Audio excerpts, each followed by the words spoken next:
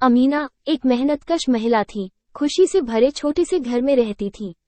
उनके पति जावेद एक दयालु व्यापारी थे। हर सुबह फज्र की अजान के बाद अमीना नमाज पढ़ती और फिर जावेद के लिए सुबह का नाश्ता तैयार करती। एक दिन जावेद व्यापार के लिए यात्रा पर निकले। रास्ते में उन्हें लुटेरों ने घेर लिया। जावेद ने हिम्मत दिखाई और उनसे लड़ने की कोशिश की, लेकिन लुटेरों की संख्या ज्यादा थी। जावेद घायल हो गया और बेहोश होकर गिर पड़ा। जब अमीना को जावेद के ना लौटने की खबर मिली तो उनके दिल में बेचैनी छा गई।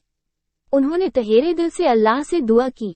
उन्होंने हर रात इशा की नमाज के बाद तरावीह की नमाज पढ़ी और जावेद की सलामती के लिए दुआ मांगी। कुछ दिनों बाद एक यात्री अमीना के घर आया। उसने बताया कि वो जंगल में घायल हालत में जावेद को मिला था।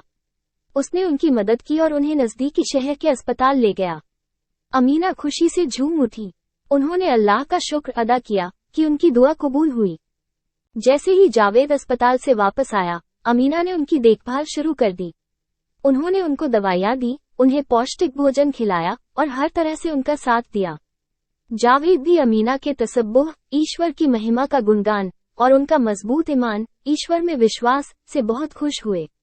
उन्होंने महसूस किया कि मुश्किल समय में अल्लाह पर भरोसा और दुआ का कितना महत्व है। ये घटना उनके जीवन में एक मीठे मोड़ की तरह आई।